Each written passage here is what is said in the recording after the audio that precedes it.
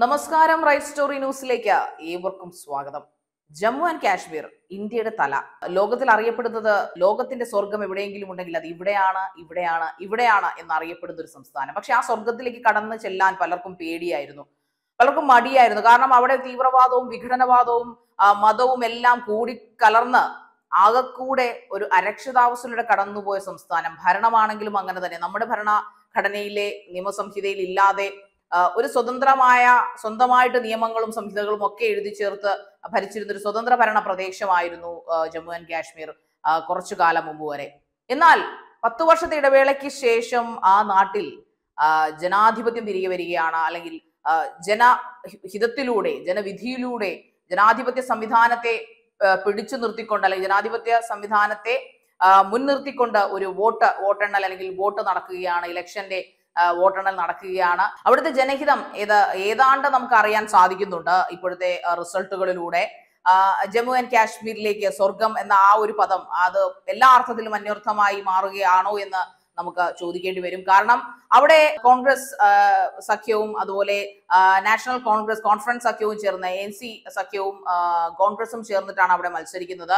അതോടെ BJP, PDP അങ്ങനെ മറ്റ് സ്വതന്ത്രർ ഇതാണ് അവിടെ 90 സീറ്റുകളിൽ മത്സരിക്കുന്നത്.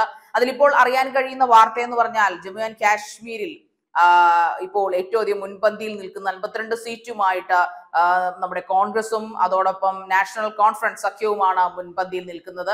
അതിൽ 41 സീറ്റുകളും നാഷണൽ കോൺഫറൻസ് സഖ്യത്തിന് തന്നെയാണെന്നാണ് അറിയാൻ സാധിക്കുന്നത്, ബാക്കി കോൺഗ്രസിനും. എന്നാൽ BJP ജമ്മുവിൽ മാത്രമാണ് BJPക്ക് അല്പമെങ്കിലും മേൽക്കോയ്മയുള്ളത്. 25 സീറ്റുകൾ 26 സീറ്റുകളായി മാറി മറിഞ്ഞു നിൽക്കുന്നു.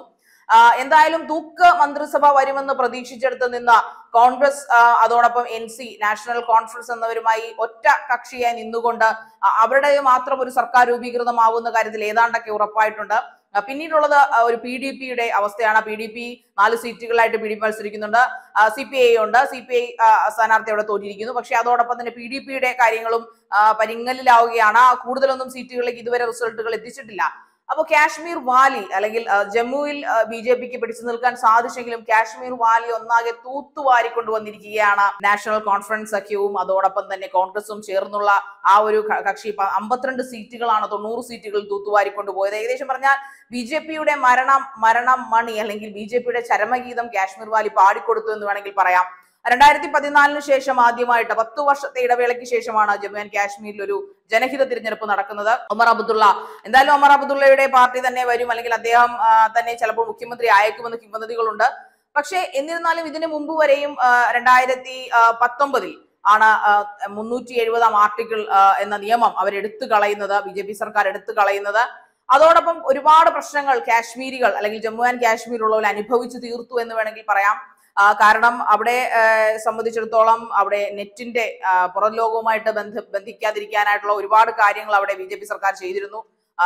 അതെല്ലാം നമ്മുടെ നാടുമായി കൂട്ടി യോജിപ്പിക്കാനാണ് എന്ന് പറയുമ്പോഴും കാശ്മീരികൾ, ജമ്മു ആൻഡ് കാശ്മീരിലെ കാശ്മീരികൾ അനുഭവിച്ച വേദനകളും അവരനുഭവിച്ച സ്വാതന്ത്ര്യമില്ലായ്മയെല്ലാം നമുക്ക് അറിയാവുന്ന കാര്യങ്ങളാണ്. പുറത്തേക്ക് ഒരു കാര്യങ്ങളും വാർത്തകൾ വിടാൻ സംവിധാനങ്ങൾ ഇല്ലാതെ ഒരുപാട് പ്രശ്നങ്ങൾ അവിടെ ഉണ്ടായി. ഒരുപാട് റെസ്ട്രിക്ഷൻസ് ആ നാട്ടുകാർക്ക് അനുഭവിക്കേണ്ടി വന്നു. നമ്മുടെ മറ്റ് ഇതര സംസ്ഥാനങ്ങളിലെ യുവത്വം അനുഭവിക്കുന്ന ഫ്രീഡമോ സ്വാതന്ത്ര്യമോ ഒന്നും തന്നെ ആ കാശ്മീരിലുള്ള ഇന്ത്യൻ ജനതയ്ക്ക് ഉണ്ടായിരുന്നില്ല എന്നാണ്. പക്ഷെ ഇന്നിപ്പോ ഇന്ത്യയുടെ ഭാഗമാകാൻ അവർ വെമ്പൽ കൊള്ളുന്നു. ഒരുപാട് നല്ല ഡെവലപ്മെന്റ്സിന് വേണ്ടി കാശ്മീർ കാത്തിരിക്കുന്നു. ഈ ഇന്ത്യ മുന്നണി അല്ലെങ്കിൽ NCയും അതോടൊപ്പം തന്നെ കോൺഗ്രസും ചേർന്നുള്ള ഈ സഖ്യം ഭരണത്തിലേറിയാൽ ഉറപ്പായിട്ടും കാശ്മീരിന്റെ ചരിത്രം തന്നെ മാറാൻ പോവുകയാണ്. അവിടെ ടൂറിസം ഇപ്പോൾ തന്നെ അത്യാവശ്യം നല്ല രീതിയിൽ അവരുടെ 370 ആർട്ടിക്കിൾ എടുത്തു കളഞ്ഞ ആ ഒരു മൊമെന്റിൽ തന്നെ കുറേയധികം ഇന്ത്യയിലേക്ക് ഒന്നുകൂടെ ചേർത്ത് നിർത്താനാണ് ശ്രമിച്ചത്. പക്ഷെ അവിടെയും BJP കുറെ കളികൾ കളിച്ചിരുന്നു. വേറൊന്നുമല്ല, 90 സീറ്റുകൾ എന്ന് പറയുമ്പോഴും 5 സീറ്റുകൾ അവിടുത്തെ ലഫ്റ്റനന്റ് ഗവർണർക്ക് നോമിനേറ്റ് ചെയ്യാമെന്നൊരു പ്രത്യേക നിയമം അവിടെ ഉണ്ടായിരുന്നു. അതിൽ ആദ്യം പറഞ്ഞിരുന്നത് 2 സീറ്റുകളാണ് നോമിനേറ്റ് ചെയ്യപ്പെടുക സ്ത്രീകൾക്ക് വേണ്ടിയിട്ടുള്ളതെന്ന് പറഞ്ഞിട്ട് പിന്നീട് 5 സീറ്റുകളായി. അതിലൊരു മതപണ്ഡിതൻ, കാശ്മീരി മതപണ്ഡിതൻ ഉൾപ്പെടും. പിന്നീട് പാകിസ്ഥാനി കാശ്മീരിൽ നിന്ന് പലായനം ചെയ്ത ഒരാൾ വരും. അതോടെ പിന്നെ 2 സ്ത്രീകളും 2 വനിതകളും ഉൾപ്പെടുന്ന 5 സീറ്റുകൾ BJP അവിടെ രഹസ്യമായി റിസർവ് ചെയ്ത് വെച്ചിരുന്നു.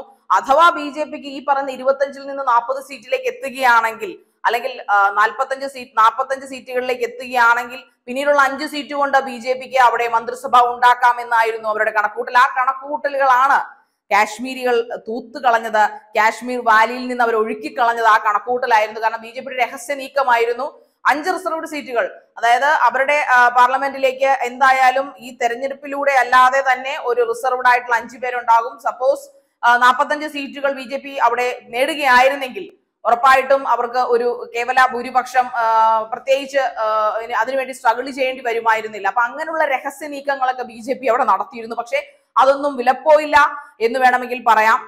അങ്ങനെ കാശ്മീരിൽ താമര വിരിയാൻ സമ്മതിച്ചില്ല. പകരം ഇന്ത്യ മുന്നണിയാണ്, കോൺഗ്രസ് ആണ് അവിടെ വിജയിച്ചത്. ഏകദേശം ഇനി അധികം മാറ്റങ്ങളൊന്നും ഉണ്ടാവാൻ സാധ്യതയില്ല. റിസൾട്ടിന് ഏതാണ്ട് 52 സീറ്റ് ഉറപ്പിച്ചു കഴിഞ്ഞു. 25-26 ഇടയിലുള്ള ആ ഒരു ജമ്മുവിലെ മാത്രം ഭൂരിപക്ഷത്തിൽ അല്ലെങ്കിൽ ജമ്മുവിലെ മാത്രം സീറ്റുകളാണ് BJP ഇപ്പോൾ താമര ചെറുതായിട്ടൊക്കെ വിരിഞ്ഞത്. എന്തായാലും BJP പ്രതീക്ഷിച്ച പോലെ ഒന്നും തന്നെ കാശ്മീരിൽ നടന്നില്ല. BJP വന്നിരുന്നെങ്കിൽ വേറെ എന്താണ് അവിടെ സംഭവിക്കുമായിരുന്നെന്ന് പ്രവചനാതീതമാണ്. ഒരുപക്ഷെ അവിടെ കാശ്മീരിന്റെ ചരിത്രം തന്നെ ഒരുപക്ഷെ മാറിപ്പോകുമായിരുന്നു. എന്നാൽ ഇനിയിപ്പോ കാശ്മീരികൾക്ക് സമാധാനമായി പുറത്തിറങ്ങി നടക്കാം. കാശ്മീരിൽ മതസ്പർദ്ധ ഉണ്ടാവില്ലെന്ന് നമുക്ക് അനുമാനിക്കാം. എല്ലാ മതങ്ങളും ഒരുപോലെ തന്നെയാണ് കാശ്മീരിലും വിരിയേണ്ടതെന്ന്, അവിടെയും സ്വാതന്ത്ര്യത്തിന്റെ മതസൗഹാർദ്ദത്തിന്റെ താമരയ്ക്ക് പകരം മതസൗഹാർദ്ദത്തിന്റെ താമര വിരിയട്ടെ എന്ന് നമുക്ക് ആശംസിക്കാം. BJPയുടെ താമരയല്ല, സന്തോഷത്തിന്റെയും സൗഹാർദ്ദത്തിന്റെയും നല്ല ഗുൽമോഹർ അവിടെ വിരിയട്ടെ എന്ന് നമുക്ക് ആശംസിക്കാം. അതോടൊപ്പം തന്നെ കാശ്മീരിൽ ഇപ്പോ നമുക്കറിയാൻ സാധിച്ചത് 61% പോളിംഗ് ആണ് ഇപ്രാവശ്യം നടന്നത്. അങ്ങനെ ഒരു ഗുണം കേന്ദ്ര സർക്കാർ ചെയ്തില്ല എന്ന് നമുക്ക് പറയാൻ പറ്റില്ല. കാരണം 10 വർഷത്തെ ഇടവേളയ്ക്ക് ശേഷം പ്രത്യേകിച്ച് അവിടെ യാതൊരു തരത്തിലുള്ള അരക്ഷിതാവസ്ഥയോ പിന്നെ ബോംബുകളോ മറ്റ് അപകടങ്ങളോ ഒന്നും ഇല്ലാതെ തന്നെ സമാധാനപരമായ ഒരു വോട്ടിംഗ് ആണ് അവിടെ നടന്നിരുന്നത്. അതുകൊണ്ട് തന്നെ അത് വലിയൊരു നേട്ടം തന്നെയാണ്, നമുക്കത് പറയാതിരിക്കാൻ പറ്റില്ല. കാരണം അതിനു മുമ്പൊക്കെ അവിടെ 2014 അതിനു മുമ്പുമെല്ലാം വലിയ പ്രശ്നങ്ങളായിരുന്നു കാശ്മീരിൽ ഇലക്ഷൻ നടക്കുന്ന സമയത്ത്. എന്നാൽ ഇപ്രാവശ്യം അങ്ങനെയുള്ള യാതൊരു തരത്തിലുള്ള പ്രശ്നങ്ങളും ഉണ്ടായില്ല. ഒരു പക്ഷേ തോക്കിൻ മുനയിലായിരുന്നിരിക്കാം അവർ. കേന്ദ്ര സർക്കാരിന്റെ ഭീഷണി ഉണ്ടോ എന്ന് നമുക്ക് അറിഞ്ഞുകൂടാ. എന്നിരുന്നാലും വളരെ മാന്യമായിട്ട് അല്ലെങ്കിൽ വളരെ സമാധാനപരമായ ഒരു ഇലക്ഷൻ അവിടെ നടന്നു. അതോട് വോട്ടെണ്ണലും അങ്ങനെ തന്നെയാണ്, വളരെ സമാധാന അന്തരീക്ഷത്തിൽ തന്നെ പോയിക്കൊണ്ടിരിക്കുന്നു. അങ്ങനെ BJPയുടെ കുതന്ത്രങ്ങളൊന്നും വിലപ്പോകാതെ ഒരു സംസ്ഥാനം ഇനി നമ്മുടെ സ്വന്തം സംസ്ഥാനമായി ഇന്ത്യയുടെ യഥാർത്ഥ തലയായി തന്നെ ജമ്മു ആൻഡ് കാശ്മീർ തലയുയർത്തി നിൽക്കട്ടെ. ഇത്രയും കാലം നമ്മുടെ സംസ്ഥാനമാണ്, നമ്മുടെ തലയാണ് എന്ന് നമ്മൾ മാപ്പിലൂടെ പറയുമെങ്കിലും ഭരണങ്ങളും മറ്റു കാര്യങ്ങളും എല്ലാം നമ്മളിൽ നിന്ന് വ്യത്യസ്തരാണ്. എന്നാൽ ഇനി അവർ നമ്മളിൽ നിന്ന് വ്യത്യസ്തരല്ല. ഇന്ത്യയുടെ മറ്റു സംസ്ഥാനങ്ങളിലെ പോലെ തന്നെ തങ്ങളുടെ തദ്ദേശീയമായ എല്ലാ സൗന്ദര്യങ്ങളും ആവാഹിച്ചുകൊണ്ട് തന്നെ അവർ ഇന്ത്യയുടെ തലയായിട്ട് തന്നെ തലയുയർത്തി നിൽക്കും. അതിന് നല്ലൊരു സർക്കാർ അവിടെ രൂപീകൃതമാവട്ടെ. കോൺഗ്രസും നാഷണൽ കോൺഫറൻസും ചേർന്ന് നല്ലൊരു ഭരണം അവിടെ കാഴ്ചവെക്കട്ടെ എന്ന് നമുക്ക് ആശംസിക്കാം. നന്ദി.